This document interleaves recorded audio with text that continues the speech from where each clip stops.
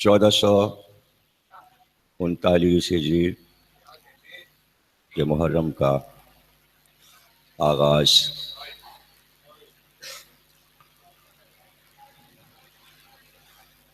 دوسری تقریر امام بارگاہ چاردہ معصومین میں آپ حضرات سماعت فرما رہے ہیں۔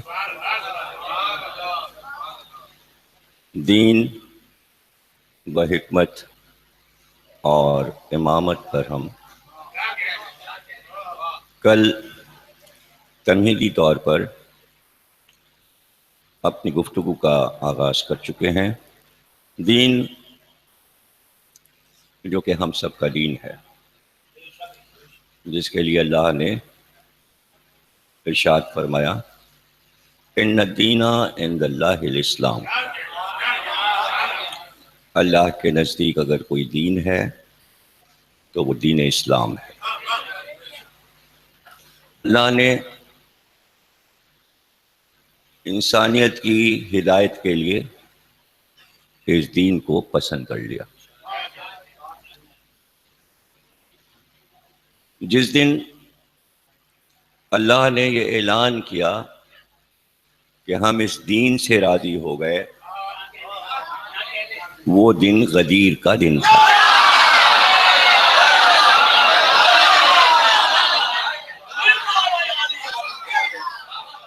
ہم اس دین سے راضی ہو گئے، یعنی یہ منشور قرآن میں درج ہو گیا، اور ایک سچائی جو کہ آج بھی ہر گھر میں کلام الہی موجود ہے، اور سب کو معلوم ہے کہ یہ آیت موجود ہے قرآن میں، اور یہ آیت یہ بتا رہی ہے کہ اس سے پہلے اور بھی ادیان آئے۔ ادیان یعنی دین کی جمع، بہت سے دین آئے، لیکن اس دین سے ہم راضی ہو گئے۔ یعنی اور دین جو اس سے پہلے تھے، موجود تھے، وہ بھی اللہ کی راہ پر بلا رہے تھے، اور وہ دین بھی اللہ کے دین تھے، لیکن دین پر چلنے والوں نے اللہ کو راضی نہیں کیا۔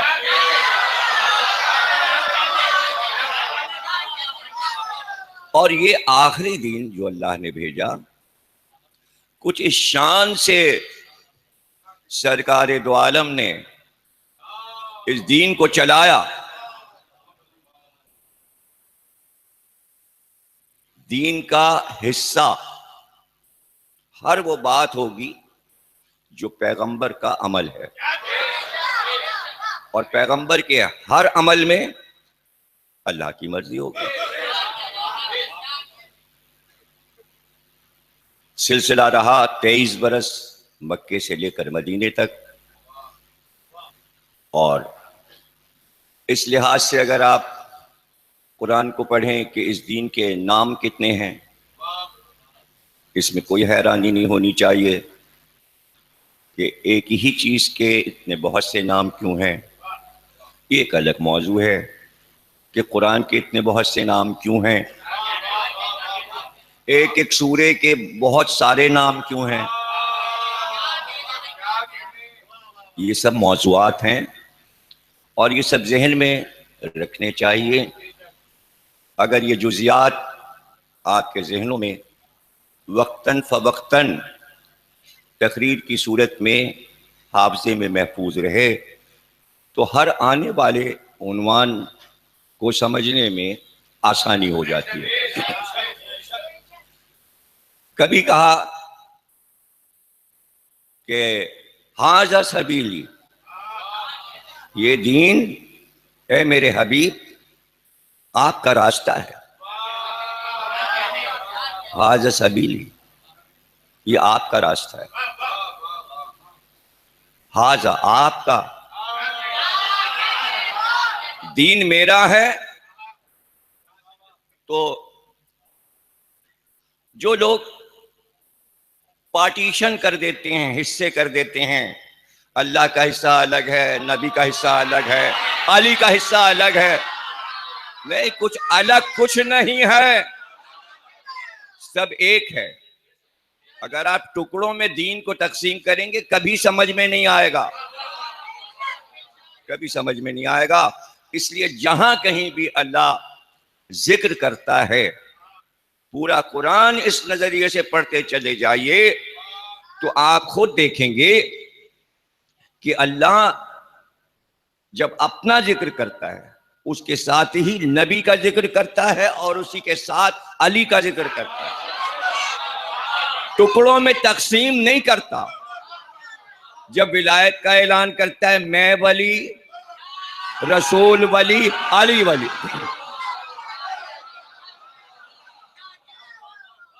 میرا دین، نبی کا دین، علی کا دین، میرا راستہ، نبی کا راستہ، علی کا راستہ، ان چیزوں میں کوئی فرق نہیں ہے کہ راستے جدا جدا ہو گئے۔ اور اس سے بڑی دلیل کیا ہوگی کہ پورا دین 23 برس آتا رہا، جس دن ولایت علی کا اعلان ہوا اس دن اللہ نے کہا اب میں راضی ہوا، راضی اب ہوا۔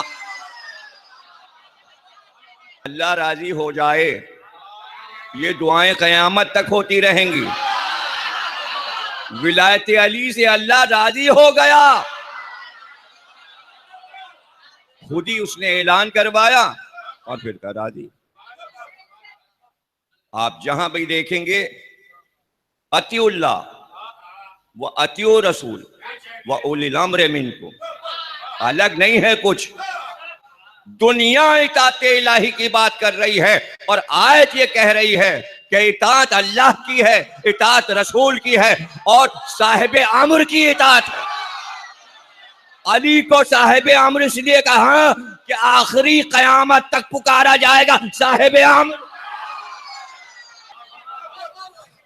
دیکھیے تقسیم نہ کریں، ٹکڑوں میں نہ بانٹیں، الگ الگ حصے، اتنا حصہ اللہ کا ہے اور اتنا نبی کا ہے اور اتنا ائمہ کا ہے اور اتنا حصہ خلفاء کا ہے اور اتنا حصہ بادشاہوں کا ہے، نہیں، کم از کم 3 ذکر تو ساتھ ہوں گے۔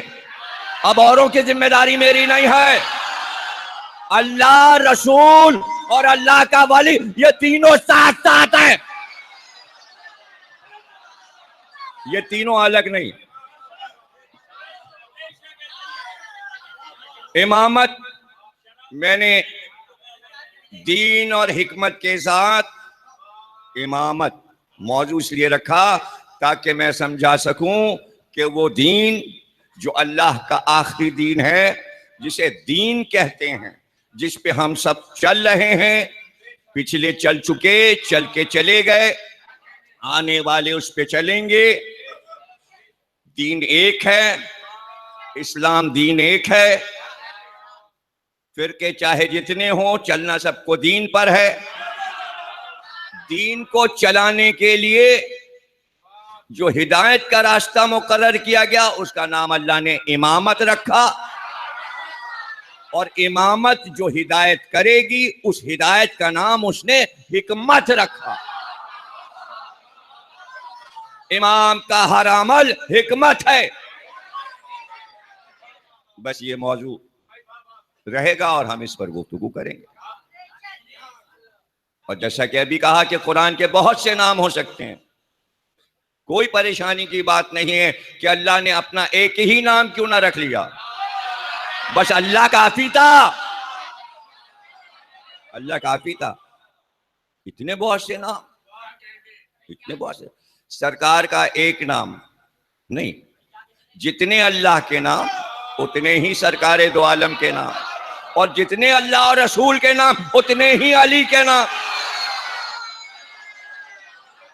اور جتنے اللہ اور رسول اور علی کے نام اتنے ہی شہزادی کونین سیدہ نساء العالمین کے نام، اور اتنے ہی نام امام حسن کے، پھر اتنے ہی نام امام حسین کے، اور یکے بعد دیگرے 5ویں امام سے لے کر امام زمانہ تک اتنے ہی نام، اور پھر قرآن کے بھی اتنے ہی نام، اور پھر اللہ کے مذہب، یہ سب الگ الگ نہیں ہیں چیزیں کہ کوئی یہ سمجھے کہ ولایت الگ ہے اور امامت الگ ہے،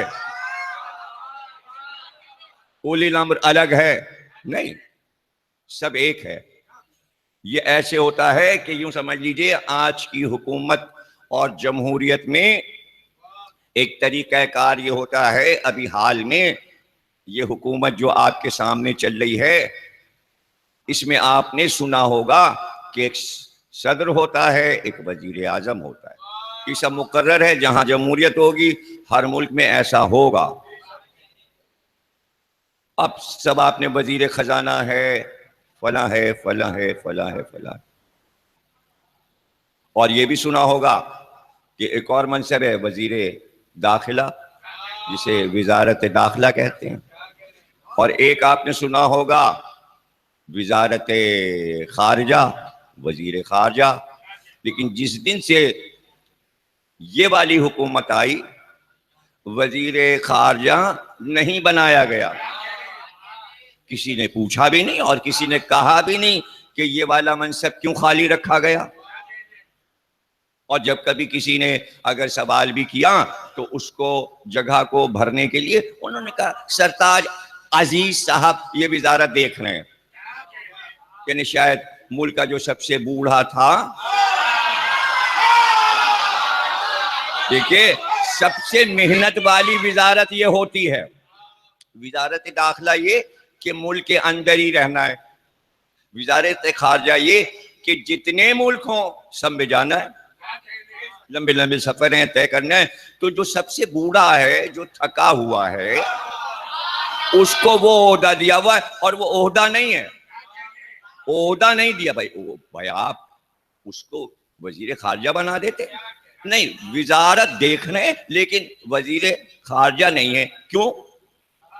نہیں، وہ قلمدان وزیر اعظم نے اپنے پاس رکھا ہے، اس کے معنی حق یہ ہے کہ وزیر اعظم جب چاہے بہت سی کرسیاں اپنے قبضے میں کر سکتا ہے، چونکہ وزارت خارجہ بیرون تمام ملکوں میں پھیلی ہوئی ہے، تو جو امپورٹنٹ وزیر اعظم کے بعد ہوتا تھا تو ہوتا کیا، اگر کوئی وزیر خارجہ بن جاتا تو وزیر اعظم کو دعوت نامہ نہیں ملتا، بھائی وزارت خارجہ کو دعوت، وہ دیکھیے دورے پہ گیا، اب اس ملک میں گیا، اب اس وزیر اعظم گھر میں بیٹھے ہوئے، وہ تو بس خالی انہوں نے پل کا افتتاح کر دیا، سڑک کا افتتاح کر دیا، یہ کر دیا، وہ کر دیا، تو اپنے ہاتھ میں یہ قلمدان رکھا کہ بحیثیت وزیر اعظم بھی اور بحیثیت وزارت خارجہ بھی میں ہی دورے کروں اور باہر کے لوگوں سے میں ہی ملوں، اس لیے کہ صرف بات چیت تو ہوتی نہیں، کچھ معاملات اور بھی طے ہوتے ہیں، کچھ لین دین کے معاملات ہوتے ہیں، تو بڑی نزاکتیں ہوتی ہیں، تو کبھی کبھی ایسا ہوتا ہے کہ بہت سی وزارتیں ایک آدمی کے ہاتھ میں آ جاتی ہیں، یہ بھی وزارت دیکھ رہے ہیں، وہ بھی دیکھ رہے ہیں، وہ بھی دیکھ رہے ہیں، کبھی ایسا بھی ہوتا ہے کہ جو اسپیکر ہے، اگر وزیر چلا گیا تو اسپیکر سب کچھ دیکھ رہا ہے، حالانکہ ہاؤس اس کے ہاتھ میں ہے، لیکن وزیر کے جانے پر یا وزیر اعلیٰ کے جانے پر یا وزیر اعظم کے جانے پر وہ پورا نظام دیکھ رہا ہوتا ہے۔ تو یہ تو دنیا کے معاملات ہیں بھائی، اس میں آپ نے اگر نقل کی ہے تو کہیں سے یہ سارا سسٹم بنایا ہے، آپ نے پالیسی بنائی ہے، ظاہر ہے کہ سیاست جو ہے وہ یونان سے نکلی، یہ سارے نام لفظ سیاست ہی یونانی لفظ ہے، لفظ پولیس یونانی لفظ ہے، اسمبلی لفظ ظاہر ہے کہ یونانی لفظ ہے، تو جمہوریت بھی وہیں سے نکلی، حکومت کے طریقے بھی وہیں سے نکلے، یونان نے آغاز کیا، ترقی کرتے کرتے ملکوں میں چیزیں بڑھ گئیں، کچھ لفظ کہیں کہ کہیں مشہور ہو گئے، تو یہ ساری چیزیں ہیں، تو یہ نظام نقل کہاں سے ہو رہا ہے؟ ظاہر کائنات کے نظام کو بندہ نقل کر رہا ہے، اور اس نے سن رکھا ہے کہ اس کائنات کو چلانے والا ایک مالک کائنات ہے، اور وہ پوری دنیا کو چلا، جس کے دل میں بادشاہت کروٹیں لیتی ہے، وہ آئیڈیل یہ بناتا ہے کہ جیسے کائنات کو اللہ چلا، اب ہم ہو گئے خدا، اور ایسا غرور پیدا ہوتا ہے حکومت ملنے کے بعد، پھر آخر میں یہی اعلان کرتا ہے میں ہی خدا ہوں۔ یہی کہانیاں نمرود کی ہیں، شداد کی ہیں، فرعون کی ہیں، حامان کی ہیں، یعنی بعد میں کمند ٹوٹی کہاں جا کے خدائی کا دعویٰ کر دیا، خدائی کا دعویٰ کر دیا۔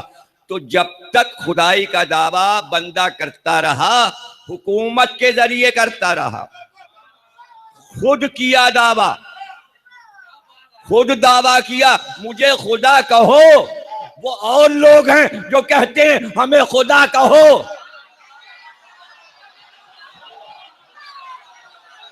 خدائی شان تو پیدا نہیں ہوئی نا ان میں، خدائی شان پیدا نہیں ہوئی۔ اب اس میں گھبراہٹ نہ ہو کہ وہ منصب، اللہ والا منصب تو کسی کو مل ہی نہیں سکتا، اور اس کی مرضی ہے جس کو دے دے، تو اس نے پہچان کے لیے نام رکھے، اسی کا نام اس نے رسالت، نبوت، خلت،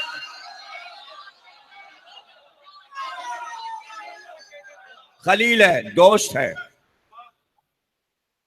اور پھر کہا ولایت، امامت، ہادی، یہ سارے نام لے کے قرآن میں اللہ نے پکارا۔ تو اتنے قلمدان کسی کے پاس جمع ہو جائیں تو غدیر میں اگر ولایت کا اعلان ہوا ہے تو وہ صاحب امر بن چکے تھے، عہدہ پا چکے تھے، امام تھے۔ امامت وہ عہدہ ہے جو بٹتا نہیں، وہ پیدائشی ہوتا ہے۔ جس دن کعبے میں آئے تھے اس دن بھی امام تھے، جب رسول کی گود میں پل رہے تھے اس دن بھی امام تھے۔ آپ کہیں گے دلیل؟ ارے دلیل کیا ہے، تمام حدیث کی کتابوں میں موجود ہے کہ آپ امام حسن سے ایسے بات کر رہے ہیں چھوٹے بچے سے جیسے وہ سمجھ رہا ہے۔ کہ تم کیا سمجھ رہے ہو، تم کیا سمجھ رہے ہو؟ یہ جھولے میں ہیں جب بھی امام، یہ بچے ہیں جب بھی امام، یہ جوان ہیں جب بھی امام، یہ کھڑے ہو تو امام، یہ بیٹھ جائیں تو امام۔ اور اس کے بعد آخری جملہ کہہ کے رسول نے تمام کر دیا، یہ ہیں میری گود میں لیکن یہ یہاں نہیں دیکھتے، یہ لوح محفوظ کا مطالعہ۔ امام حسن یہ لوح محفوظ کا مطالعہ کرتے ہیں، بس لوح محفوظ ہی تو سب کچھ ہے۔ پتہ چلا ہر ایک لوح محفوظ نہ دیکھ سکتا ہے نہ پڑھ سکتا ہے، اور اگر امام لوح محفوظ دنیا میں نہ ملاحظہ کرے تو کیا ہوگا؟ ہوگا کیا؟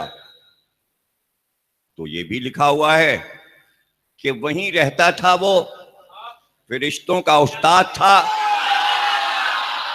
اور لوح محفوظ پڑھا کرتا تھا۔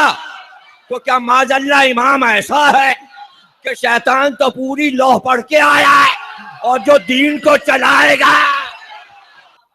ٹیلی ویژن شروع ہوا، پی ٹی وی تو تھا ہی، پرائیویٹ کا دستور ہوا، اور ہر ایک کو لائسنس مل گیا، سب نے اپنے نام رکھ لیے اور کھول کے بیٹھ گئے، جگہ جگہ آفس بنا کے فلاں ٹیلی ویژن اور فلانا ٹیلی ویژن، تو سب ایک دوسرے سے سبقت لے جا رہے تھے آگے کون نکل جائے۔ تو ظاہر ہے کہ چونکہ اخبار جنگ موجود تھا، مشہور ادارہ، ان کو آسانی ہوئی اپنے ٹیلی ویژن کو مشہور کرنے میں، اور وہ جلدی جلدی ہر ایک ادیب، شاعر، عالم تمام پہنچ رہے تھے۔ ایسے انہوں نے نوجوان لڑکے رکھ لیے، انہوں نے کارڈ لٹکا لیے، انہیں سب کے گھر معلوم تھے، جلدی جلدی فلاں کو لائیے، فلاں کو لائیے، فلاں کو لائیے، اور روزانہ مذاکرے ہونے لگے۔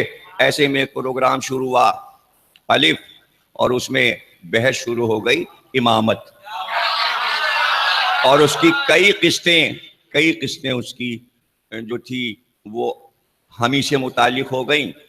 اور ذل رضا صاحب کے والد گرامی جو آج کل لاہور میں مجلس سے پڑھ رہے ہیں، جناب پروفیسر حجت الاسلام سید ذل صادق صاحب زیدی، مدذ اللہ العالی وہ بھی تھے، ڈاکٹر اسرار بھی تھے، اور بھی بہت سارے لوگ بیٹھے تھے۔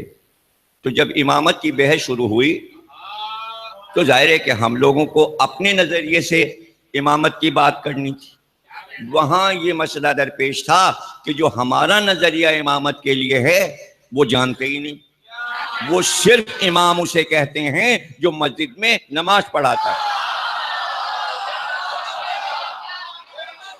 دیکھیں، اس لیے کہ جو محدث ہوتے تھے کبھی وہ امام ہوئے تھے، جیسے امام شافعی، امام مالک، امام حنبل، امام ابو حنیفہ۔ اب وہ دور ختم ہوا، یعنی وہ فلسفے کا امام، علم کلام کا امام، حدیثوں کا امام، وہ سلسلہ ایک دوسرے کا شاگرد بن رہا، جیسے امام ابو حنیفہ کے شاگرد امام محمد اور امام ابو یوسف، اور مختلف امام جو بھی کام کر رہا ہے محنت کا اس کو امام۔ اور پھر جب وہ سلسلہ ختم ہو گیا تو پھر یہی سلسلہ رہا کہ پھر امام صاحب ہر مسجد کے امام صاحب، یہ ہوا۔ اب ظاہر ہے کہ امامت کو ایسی جگہ پہنچایا کہ فارسی شاعری اور اردو شاعری کا وہ موضوع بن گیا، اور شعراء بڑے حیران ہوئے، خصوصاً میر تقی میر، اور میر تقی میر سے متاثر ہوئے غالب اور اقبال۔ تو انہوں نے بھی یہ سب کہا کہ یہ بڑا مسئلہ ہے صاحب۔ میر نے کہا مسجد میں ہوا آ کے امام آج کہاں سے؟ کل تک تو یہی میر خرابات نشیں تھا، اپنے اوپر ڈال کے بات کہہ دی کہ کل سڑک کے کنارے پڑا ہوتا تھا، اب جو جا کے مسجد میں دیکھا تو میر نماز پڑھا۔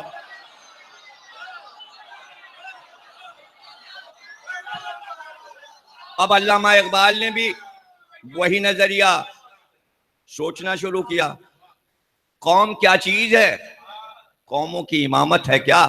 کیا سمجھیں گے بیچارے یہ 4 رکعت کے امام؟ قوم کی امامت اور ہے، اقبال کہہ رہے ہیں، علامہ شاعر مشرق کہہ رہے ہیں۔ تو اس چیز کو سمجھنا ہے کہ امام کیا ہے۔ اتنی گفتگو اقبال نے کی، کم سے کم 70 شعر اقبال نے صرف امامت پر کہے۔ کہتے رہے لیکن امامت نہیں سمجھے اقبال۔ دیکھیں اتنے شعر کہہ کر بھائی کیا سمجھے تھے اور کیا کہہ رہے تھے، یہ سب پتہ کیسے چلا وہ بھی آپ کو بتا دوں۔ ہوا یہ کہ پہلے زمانے میں مشہور ہستیاں آپس میں ایک دوسرے کو خط لکھتے تھے، شعراء ادیبوں کو۔ پھر ایک اور خطوط نویسی ہوا کرتی تھی، وہ یہ سلسلہ تھا شاگردوں کو لکھتے تھے خط۔ پھر ایک اور سلسلہ تھا کہ وہ پریشان ہوتے تھے اپنے خرچے وغیرہ کے لیے۔ تو اس زمانے میں اسٹیٹس تھیں اور اسٹیٹ کا دور تھا، تو وہ ہر اسٹیٹ کو خط لکھتے تھے جانکاری والے کسی وزیر کو کہ آپ فلانے نواب صاحب سے کہیے، راجہ صاحب سے کہیے، نظام دکن سے کہیے کہ ہم کو بلا لیں وہاں، اور کوئی قلمدان کوئی عہدہ دے دیں لغت بنانے کا، کوئی یا شاگردی کے لیے رکھ لیں، ہمیں استاد بنا لیں، یا گھر کے بچوں کو پڑھانے کے لیے۔ ظاہر پریشانی تو تھی۔ تو یہ ساری بعد میں 100 سال کے بعد وہ خطوط کہیں سے مل جاتے تھے، اس لیے کہ مشہور لوگوں کے خط آتے تھے تو سب جمع کر کے رکھتے تھے۔ ایک خط آیا، دوسرا آیا، تیسرا آیا، بھائی یہ تو بہت قیمتی ہے، اور وہ خط فائل میں لگائے جاتے تھے۔ تو علامہ اقبال کا معاملہ ایسے پتہ چلا کہ اقبال پہ ریسرچ کے لیے بڑے بڑے ادارے بنے، اقبال اکیڈمی، بسم اقبال، اور لاہور میں اقبال اکیڈمی بن گئی، انڈیا میں بن گئی، سری نگر کشمیر میں علامہ اقبال پہ بڑا کام ہوا، حیدرآباد، جہاں جہاں اقبال رہے، جہاں جہاں انوالو تھے وہ، وہاں لوگ بھائی بہت بڑی ہستی، بہت، اب تو پاکستان کے بانی ہو گئے تو اب اور بڑی ہستی ہو گئے، اور شاید تو بڑے تھے ہی، اور وہ فلسفی بھی تھے۔ تو کچھ ایسا ہوا کہ سارے خطوط 3-4 جگہ سے خبر آئی، یہاں بھی اقبال کے خطوط ہیں، یہاں بھی اقبال کے خطوط ہیں، یہاں بھی اقبال، وہ سارے خطوط ایک ساتھ دوڑ کے سب جگہ گئے، اور سب سے سارے خطوط جمع کر کے ڈاکٹر اکبر حیدری صاحب تھے، انتقال ہو گیا ان کا، ہمارے بہت پکے دوست تھے، انہوں نے سارے خطوط جمع کیے، اور جمع کر کے وہ چھاپ کے قصہ پورا لکھ دیا کہ اس خط میں کیا بحث ہے۔ اتفاق سے وہ کتاب یہاں پاکستان سے بھی چھپی، غالب اکیڈمی ناظم آباد نے چھاپی اور انڈیا سے بھی چھپی. تو وہ جب آپ کتاب پڑھیں گے تو آپ کے سمجھ میں سارا معاملہ آ جائے گا. تو آپس میں جب وہ خطوط آپ پڑھیں گے تو اس میں کچھ خطوط خواجہ حسن نظامی کے ہیں، کچھ خطوط جو ہیں وہ سر اکبر حیدری جو کہ حیدرآباد دکن اسٹیٹ کے وزیر اعظم تھے، کچھ خطوط ان کے ہیں، کچھ اکبر الہ آبادی کے ہیں. اب وہ سب آپس میں باتیں کر رہے ہیں اور اکبر الہ آبادی خواجہ حسن نظامی کو لکھ رہے ہیں، وہ ان کو لکھ رہے ہیں اور وہ ان کو لکھ رہے ہیں. اور اس میں بات چیت یہ چل رہی ہے کہ ہاں علامہ اقبال کا خط آیا تھا. اکبر الہ آبادی خواجہ حسن نظامی کو بتا رہے ہیں کہ ان کا خط آیا تھا اور وہ آج کل بہت پریشان ہیں، اور وہ کہہ رہے ہیں میں بہت دنوں سے پریشان ہوں کہ امامت کسے کہتے ہیں، امامت کے کیا معنی ہیں، اور یہ منصب کیا ہے.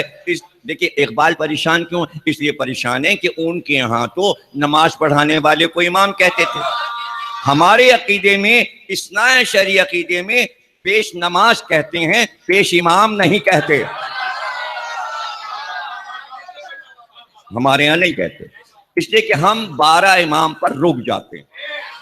اسی لیے ہمارا نام اثنا عشری ہے، یعنی 12 کو ماننے والے. ہمارا تو نام ہی ہے 12 کو ماننے والے. اس لیے اگر ہم 4 اور مان لیں، امام حنبل کو، امام مالک کو، امام شافعی کو، امام ابو حنیفہ کو، تو 12 اور 4 کتنے ہو گئے؟ 16. تو اثنا عشری کہلوا کے 16 کو مانے. نام ہی دیکھیے نا، یہ نام کیوں؟ ایک نام شیعہ بھی ہے، ملت جعفریہ بھی نام ہے. تو بھائی ہر ایک کے بہت سے نام ہوتے ہیں.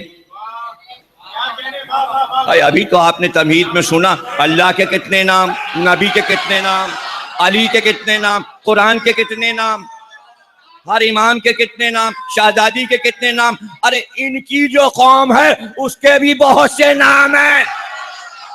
ارے بعض فرقے تو ایسے ہیں جن کا ایک ہی نام ہے، وہ بھی مشہور نہیں ہے.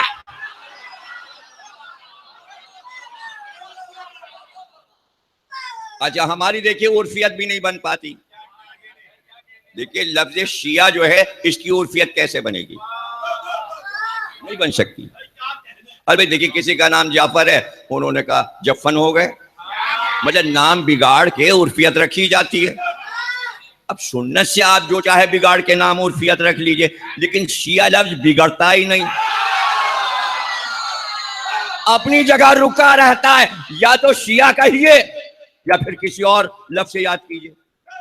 جعفری کہہ دیجئے، ملت جعفریہ کہہ دیجئے، ملت گریہ کن کہہ دیجئے، رونے والی قوم کہہ دیجئے، اثنا عشری کہہ دیجئے، پنجتنی کہہ دیجئے، اور پھر اس کا اثنا عشری 12 کو ماننے والے ہے نا. تو یہاں پر مسئلہ یہ ہے کہ ہم جو عقائد رکھتے ہیں، چونکہ ہمارے پاس ایسی کتابیں ہیں، حیات القلوب علامہ مجلسی کی، علامہ ہلی کی الفین، جس میں یہ شرائط بیان کی گئی ہیں کہ امام کسے کہتے ہیں، امامت کیا ہے، جس کا آغاز ہم قرآن سے کرتے ہیں. پورے قرآن میں جب آپ امامت کی آیتوں کو گنیں گے، عجیب اتفاق ہے کہ جیسے ہی آپ گنیں گے کہ امامت پر قرآن میں آیتیں کتنی ہیں، تو کل 12، کل 12. تو معاملہ تھا نازک. شیعت میں تصور امامت کچھ اور ہے اور فرقوں میں کچھ اور ہے. اس لیے اقبال نے چونکہ سب کو پڑھا تو ہو گئے پریشان. تو الہ آباد کے جسٹس اکبر الہ آبادی کو خط لکھا، پھر حیدرآباد دکن میں وزیر اعظم کو خط لکھا، پھر دہلی میں جو نظام الدین اولیاء کے گدی نشین خواجہ حسن نظامی تھے ان کو خط لکھا، اور وہ لوگ آپس میں ایک دوسرے کو لکھ رہے ہیں. علامہ اقبال کا خط آیا تھا، وہ آج کل بہت پریشان ہیں، وہ امامت کے معنی جاننا چاہتے ہیں. اور پھر آہستہ آہستہ بحث ہوتے ہوتے پھر خطوط اس طرف مڑ گئے کہ اکبر الہ آبادی نے خواجہ حسن نظامی سے بات چیت کی. خواجہ حسن نظامی نے کہا آپ پریشان نہ ہو، ہمارے پاس خط آیا تھا علامہ اقبال کا، انہوں نے یہ کہا اب مجھے اطمینان ہو گیا، مجھے امامت کے معنی معلوم ہو گئے. مجھے امامت کے معنی تو انہوں نے پوچھا بھائی کیسے پتہ چل گئے؟ وہ تو بہت تشویش میں تھے، ایک ایک سے پوچھ رہے تھے، خطوط لکھ رہے تھے، کتابوں میں تلاش کر رہے تھے. ان کا ہاں وہ اتفاق یہ ہوا کہ ایرانی عالم مجلس پڑھنے کے لیے لاہور میں نواب صاحب نے اپنی حویلی پر، نثار حویلی میں عشرہ پڑھنے زنجانی صاحب آیت اللہ کو بلایا. تو ایک دن اقبال ان کی مجلس میں چلے گئے. مجلس کے بعد انہوں نے ان سے پوچھا کہ امامت کسے کہتے ہیں؟ تو انہوں نے 10-12 آیتیں پڑھ کے کہا امامت اسے کہتے ہیں. تو اقبال نے خط میں یہ لکھا کہ جب میں نے آیہ مباہلہ سنی، جب آیہ غدیر سنی، جب آیہ تطہیر سنی تو میرے سمجھ میں امامت آ گئی. پتہ چلا غدیر کی آیت دنیا کے اماموں کے لیے، پتہ چلا آیہ تطہیر صرف 12 امام اور 14 معصوم کے لیے ہے، اس میں کوئی نہیں آتا. مباہلے کی آیت 12 امام آتے ہیں اس میں. دیکھیے عربی کی جو ترکیبیں جانے اور اس کی قواعد جانے اور گرامر جانے، حدیث قصہ سنے، بالوہا و بنوہا، تو بھائی حد بتائی کہ کتنے بیٹے اس میں آتے ہیں بنوہا. اور جب کہہ دیا جائے ابنانا و ابناکم تو کتنے بیٹے آتے ہیں، یعنی گنجائش زیادہ کی رکھی گئی، لے 2 گئے. گنجائش زیادہ کی رکھی گئی، لے 2 گئے، تاکہ اس کے بعد جتنے آتے رہیں بنوہا ابنانا، تو مہدی پہ جا کے بیٹوں کی تعداد رکے.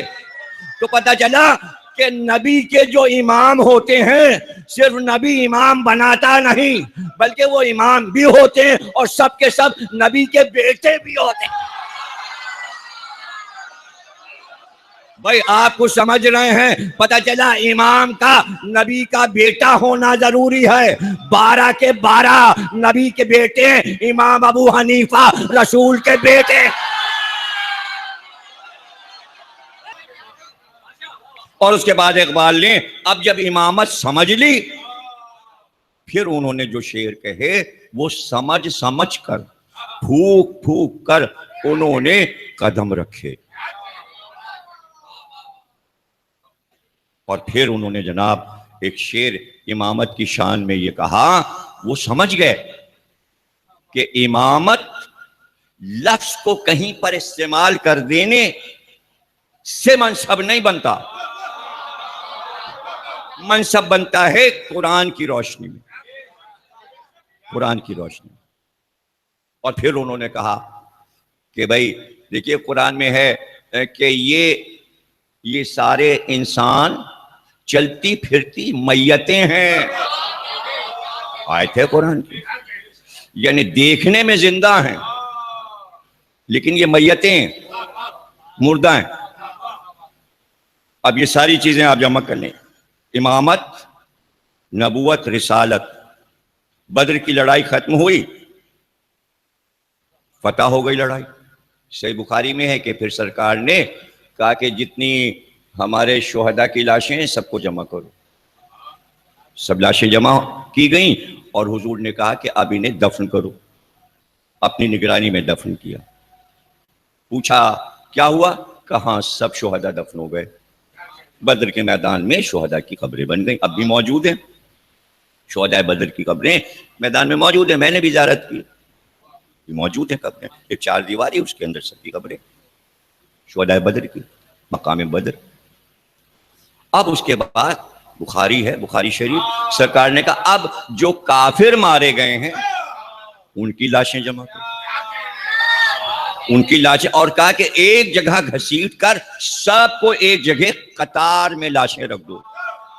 قطار میں رکھ دی گئی. سرکار کے ہاتھ میں ایک تیر تھا اور ہاتھ میں وہ تیر لے کے آپ ہلاتے جا رہے تھے. اور اس کے بعد تمام کافروں کے سرہانے پہنچے اور رکے اور اس تیر سے اشارہ کرتے تھے اور اشارہ کر کے کہتے تھے ہاں بھائی فلاں ابن فلاں، ہاں بھائی فلاں ابن فلاں، ہاں بھائی فلاں ابن فلاں، فلاں ابن فلاں. نام لیتے اور ولدیت کے ساتھ. جب سب کے نام لے چکے تو کہا اب یہ بتاؤ نے ہم سے جو وعدہ کیا تھا وہ پورا ہوا، تمہارے خداؤں نے تم سے جو وعدہ اس کا کیا ہوا؟ اس کا کیا ہوا؟ کیونکہ وہ اپنے بتوں کو ڈنڈوں پہ چڑھا کے بدر میں لے کے آئے تھے، سارے بت لے کے آئے تھے، تو بڑی منتیں مانی تھیں بدر میں اپنے بتوں سے کہ یہ لڑائی ہم جیت جائیں۔ تو سرکار نے فرمایا ہمارے اللہ نے وعدہ کیا تھا کہ ہم بدر میں تمہیں فتح دیں گے، ہمارے اللہ نے وعدہ کامل کیا۔ اب بتاؤ تم نے اپنے خداؤں سے جو کہا تھا تو کیا تمہارے خداؤں نے کچھ تم سے وعدہ کیا تھا؟ وہ وعدہ پورا ہوا؟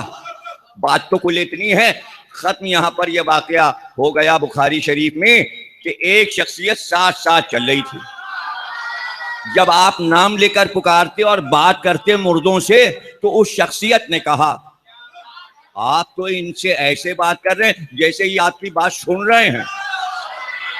آپ پلٹے اور پلٹ کر کہا تم سے بہتر طریقے سے یہ ہماری بات اس طرح تم نہیں سنتے،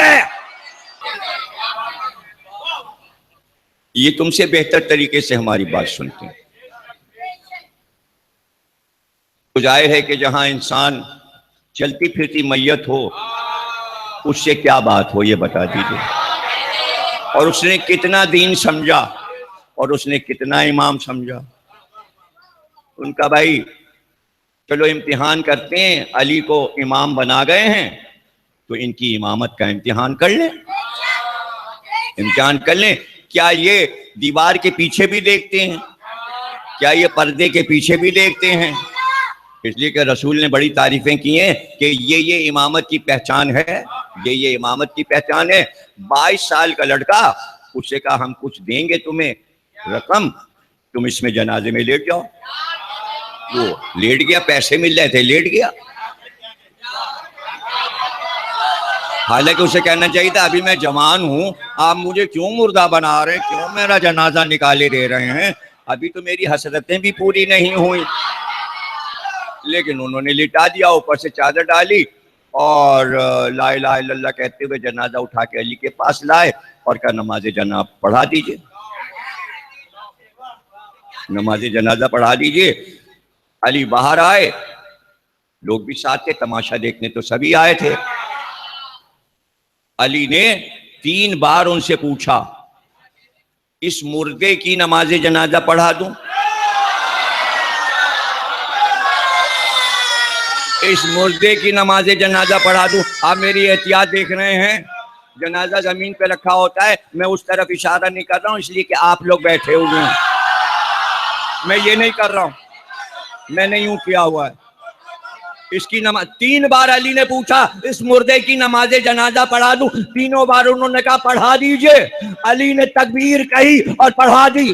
جب نماز جنازہ ہو گئی تو وہ آگے بڑھے، کہا آپ نے زندہ کی پڑھا دی؟ یہ تو زندہ ہے، یہ امامت کا امتحان ہے۔ علامہ اقبال نے یہی بات سب سے پہلے سمجھی کہ امام کسے کہتے ہیں۔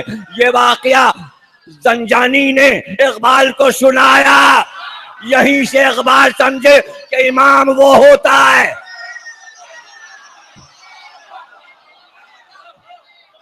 تو علی نے کہا لے جاؤ یہ مردہ ہے، انہوں نے کہا یہ زندہ ہے، علی نے کہا یہ مردہ ہے، اور تیسری بار کا لے جاؤ مردے کو جلدی دفن کر دیتے ہیں، زیادہ دیر نہیں رکھتے، کہ چادر ہٹائیے، کہ تم ہٹا، لے جاؤ دفن کر دو، لے جاؤ دفن کر دو۔ جب لائے تھے تو زندہ تھا۔ علی نے 3 بار پوچھا، اور کیا پوچھا؟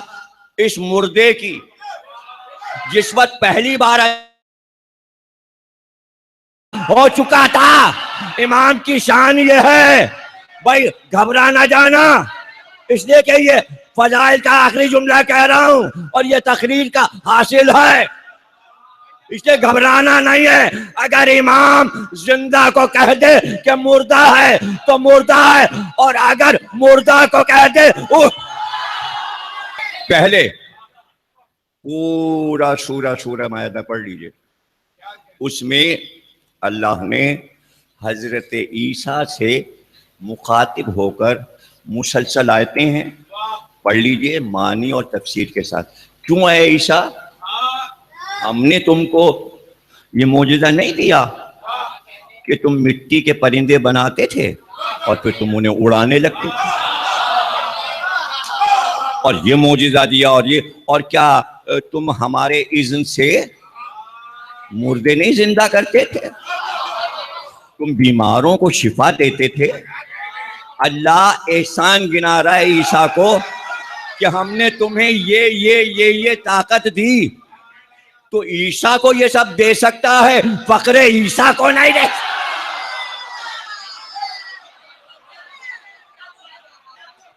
بس اب اس میں کوئی حیرانی کی بات نہ ہو کہ یہ بھی ہمارے علماء کرام نے لکھا کہ حضرت عیسیٰ جب مردے کو ٹھوکر لگاتے تھے تو کہتے تھے قم باذن اللہ, اٹھ جا اللہ کے اذن سے, لیکن جب علی مردے کو اٹھا تو کہتے تھے قم باذن. بس آخر میں یہ چیز سمجھا دوں, میں نہیں چاہتا کہ ذہنوں میں کوئی غلط فہمی رہ جائے اور کوئی گرا رہ جائے, چونکہ حضرت عیسیٰ ابھی طے نہیں ہے کہ عیسیٰ, بھائی جملے کی قدر تو ہونی چاہیے نا, ابھی طے نہیں ہے کہ حضرت عیسیٰ کے دین کو اللہ پسند کرے گا کہ نہیں پسند کرے گا. ابھی طے نہیں ہے کہ قیامت تک موسیٰ کے دین کو جانا ہے کہ عیسیٰ کے دین کو جانا ہے, اس لیے سکہ اللہ ہی کا چلے گا. جس دن یہ طے ہو جائے گا کہ فائنل دین قیامت تک کون سا جائے گا, تو پھر تین ہی ہستیوں کو رہنا ہے, یا اللہ, یا نبی, یا علی. اطیعوا اللہ و اطیعوا الرسول و اولی الامر منکم. کوئی الگ الگ چھوٹی بڑی اطاعت نہیں ہے. آیت میں یہ واضح نہیں ہے کہ سب سے زیادہ اطاعت اللہ کی, اس سے کم رسول کی, اور سب سے کم علی کی. جیسی اطاعت اللہ کی ویسے ہی نبی, اسی طرح کی اطاعت علی.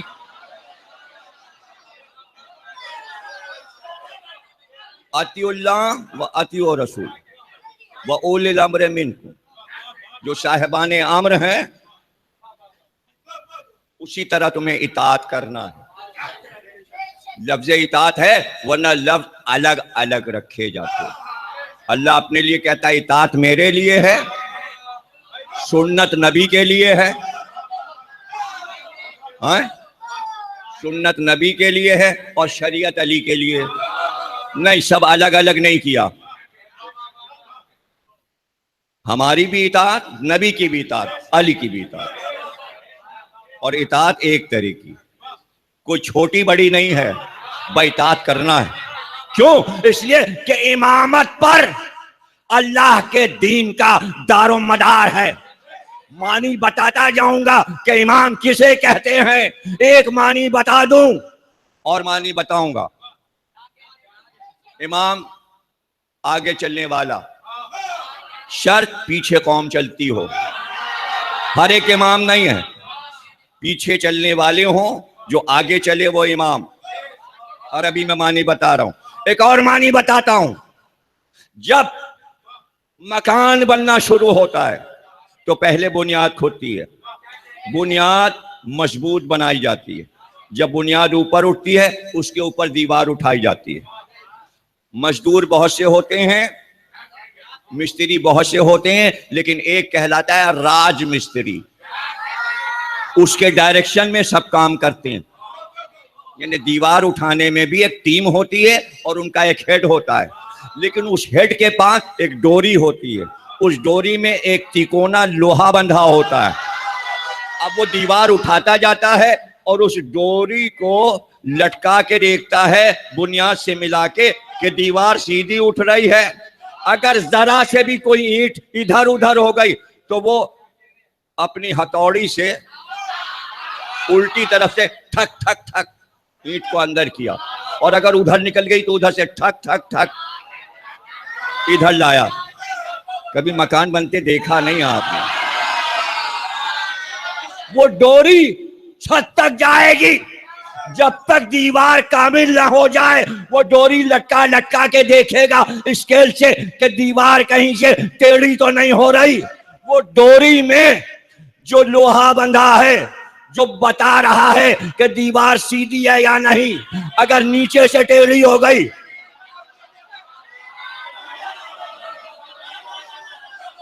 اور اس کے بعد دیواریں اٹھ گئیں، چھت پڑ گئی، بلڈنگ بن گئی، بلڈنگ بن گئی. انگریزی میں کہتے ہیں بلڈنگ، عربی میں اسے کہتے ہیں دین. نہیں سمجھے؟ دین کے معنی ہے بلڈنگ، دین کے معنی ہے بلڈنگ. اور بلڈنگ کس چیز سے بنائی جا رہی ہے؟ اس ڈوری سے. اس ڈوری کو عربی میں کہتے ہیں امام. امام کا کام ہے کہ دین یعنی بلڈنگ ٹیڑھی نہ ہونے پائے. ارے امام وہ ہے، امام وہ ہے کہ جو دین کی عمارت کو سیدھا رکھتا ہے. تم کیا ہو؟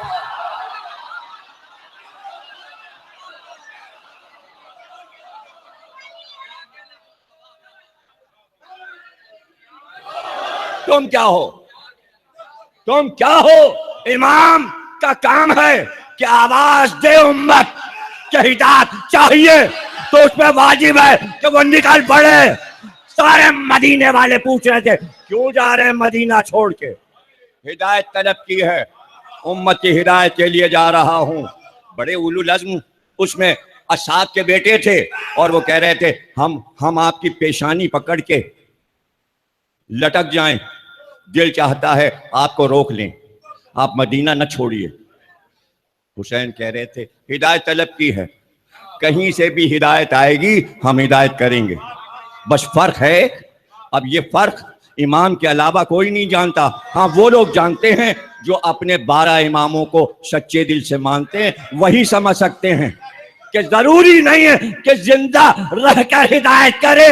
ہمارا امام زندہ ہو جب بھی ہادی، جملہ سننا، زندہ ہو جب بھی ہادی، چھپا ہوا ہو جب بھی ہادی، سر کٹ جائے جب بھی.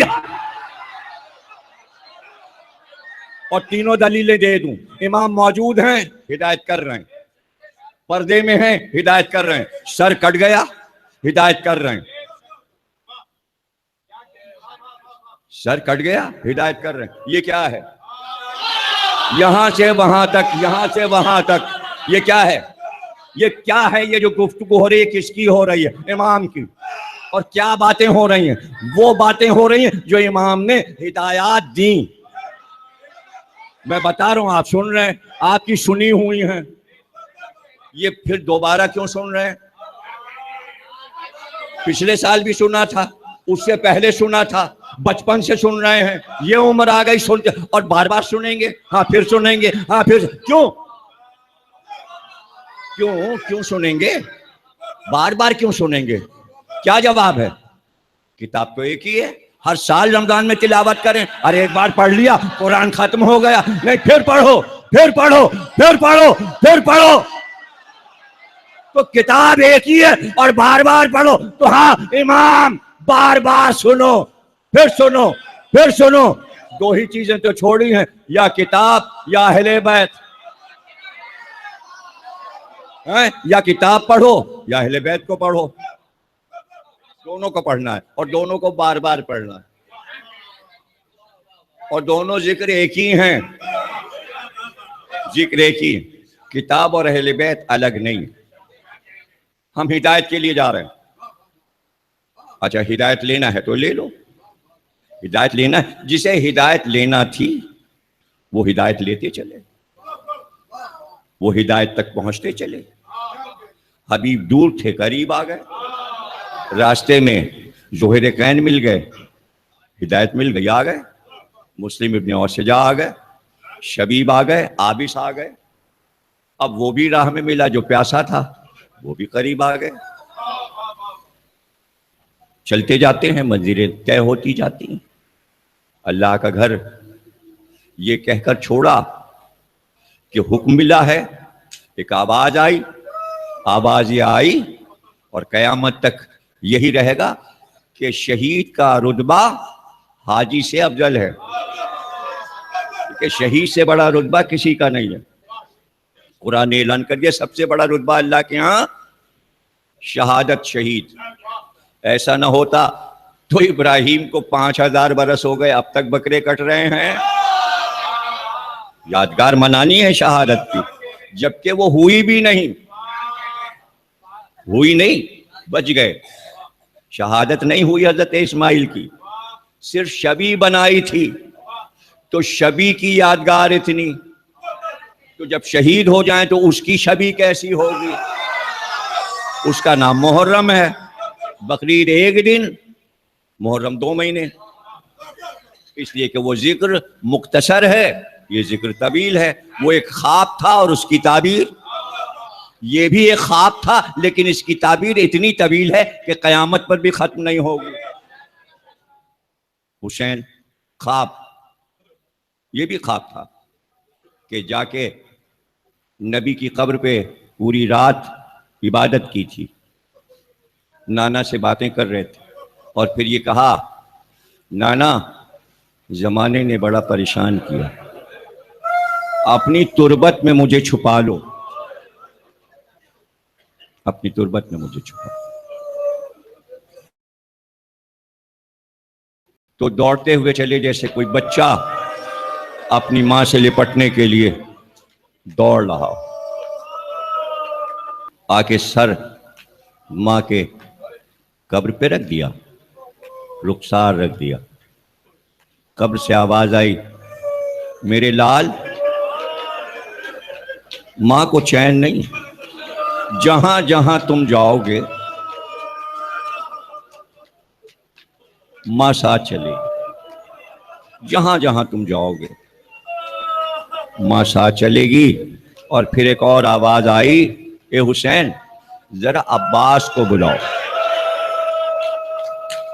مڑ کر کہا، عباس ماں بلا رہی ہے۔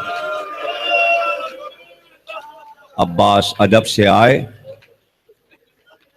اور اپنا سر زہرا کے قبر کے پائے جھکا دیا، ادب کا مقام۔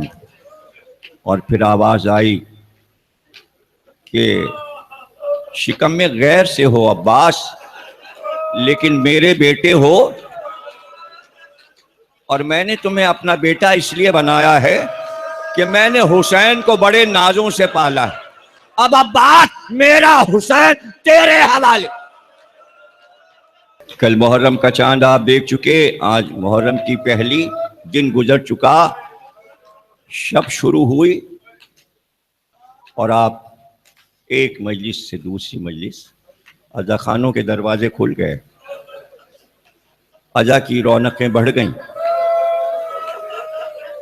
اب آپ 10 دن، بس رات رات نہیں اور دن دن نہیں، کھانا پانی کسی چیز کا ہوش آپ کو نہیں رہے۔ یہ ہے مودت کے معنی، یہ ہے محبت کے معنی۔ اب کس کو ہوش رہے گا؟ اس لیے کہ حسین گھر سے بے گھر ہو رہے ہیں، سواریاں تیار ہو رہی ہیں، قناتیں لگی ہوئی ہیں، اونٹوں پر اماریاں کسی ہوئی ہیں، بیبیاں گھر سے چادریں اوڑھ اوڑھ کر نکل رہی ہیں، کوئی زہرا کی بیٹیوں پہ مصیبت کے دن آ گئے ہیں، ناکے بٹھائے جا رہے ہیں، اماریوں میں بیبیوں کو سوار کیا جا رہا ہے۔ راوی حیران ہو اور پریشان ہے کہ ایک ناکا آیا اور ایک بی بی سوار ہو گئی، دوسرا ناکا آیا اور بی بی سوار ہو گئی، لیکن آخر میں ایک شور سا ہوا، ہماری کے پردے ہلنے لگے، قناتیں ہلنے لگیں، نوجوان ادھر سے ادھر کمر میں تلواریں لگائے تیز قدموں سے بڑھنے لگے۔ راوی حیران ہوتا ہے، دروازہ عصمت سرا کا کھلتا ہے، بلند قامت بی بی چادر اوڑھے ہوئے باہر آتی ہے، لیکن ایسا لگتا ہے کسی بچی کو گود میں لیے ہوئے آ رہی ہے۔ کون؟ یہ کون ہے؟ یہ کون ہے؟ یہ اتنا انتظام کیوں ہے؟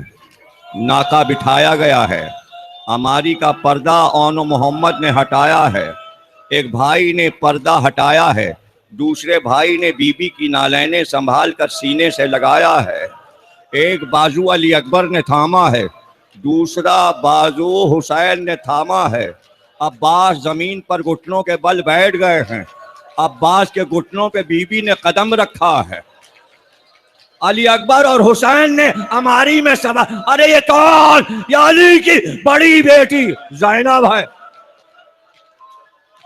یہ ہے پردے کا اہتمام۔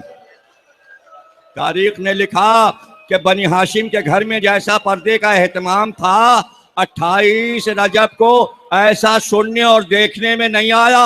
اتنے اہتمام سے حضرت زینب کو علی اکبر، قاسم اور محمد، عباس، خود حسین۔ اللہ اکبر۔ لو آخری جملے سن لو اور پھر گریہ بھی کرنا اور نوحہ بھی سن لینا، اور ماتم کرتے ہوئے، تعزیت کرتے ہوئے پھر دوسری مجلس میں چلے جانا۔ اسی طرح دن گزریں گے یہ تمہارے۔ آخری جملے سن لو۔ جب پہلی بار میں بی بی زینب کے روضے پہ گیا تو ہوٹل سے جا کر پہلے کافی دیر زری کے سامنے بیٹھا رہتا۔ پہلی زیارت تھی، اس کے بعد تو پھر زیارتیں ہوئیں، لیکن پہلی بار دیکھا کچھ ریک لگے ہیں، اس پہ زیارتوں کی کتابیں رکھی ہیں۔ پھر میں نے ایک کتاب اٹھا لی، وہیں شام کی چھپی ہوئی تھیں، کچھ کتابیں ایران کی چھپی تھیں۔ میں نے زیارت کو دیکھا، عربی میں زیارت لکھی تھی، نیچے ترجمہ فارسی میں تھا۔ زیارت پڑھتے پڑھتے میں زیارت بھی پڑھتا جاتا تھا، پھر رک کر ترجمہ دیکھتا تھا کہ یہ زیارت میں کیا کہا گیا۔ پڑھتا تھا، مجلس میں پڑھتا تھا، لکھنؤ کے ذاکروں کو بھی سنا تھا، لیکن یہ حیران ہوتا تھا کہ یہ روایت میر انیس نے بھی نظم کی ہے، کسی کتاب میں میری نظر سے نہیں گزری۔ حیران ہوتا تھا، اتنی مشہور روایت۔ پڑھتے پڑھتے ایک بار ترجمہ جو پڑھا تو وہی تھا جو میں پڑھا کرتا تھا۔ پھر سمجھ میں آیا کہ یہ روایت کتاب کی نہیں ہے، یہ تو امام صادق نے جو زیارت حضرت زینب کی لکھوائی ہے، اس میں امام نے یہ جملے کہے ہیں، یعنی یہ زیارت کے جملے ہیں جو مجلس میں پڑھے جاتے ہیں۔ بس اسی پہ تقریر کو ختم کر رہا ہوں۔ ایک بار میں نے وہ جملے پھر پڑھے اور پھر پڑھے، اور پھر حضرت زینب کی زری کو دیکھا، پھر زیارت کا وہ ٹکڑا پڑھا، اور پھر ترجمہ پڑھا، اور وہ سن لو کیا ہے۔ اوپر لکھا تھا کہ جب حضرت زینب 28 رجب کو چلنے لگیں مدینے سے تو بڑے اہتمام کے ساتھ، امام فرما رہے ہیں آپ کو بڑے اہتمام کے ساتھ عماری میں سوار کیا گیا، بہت اہتمام کے ساتھ سوار کیا گیا۔ اس کے بعد امام فرماتے ہیں ہائے مگر جب 11 محرم کو آپ کے ہاتھ باندھے گئے اور ناقہ اشقیہ لے کر آئے اور حکم دیا کہ اس ناقے پہ بٹھایا جائے گا، تو زیارت میں لکھا ہے جب چاہے پڑھنا کہ جب حضرت زینب کو حکم ملا کہ ناقے پہ بٹھایا جائے گا تو فرات کا رخ کیا کہ غیرت دار میرے بھیا 28 رجب کو پردے میں لے کے آئے، عباس آؤ زینب جا رہی ہے، بازو پکڑ کے زینب کو سبا۔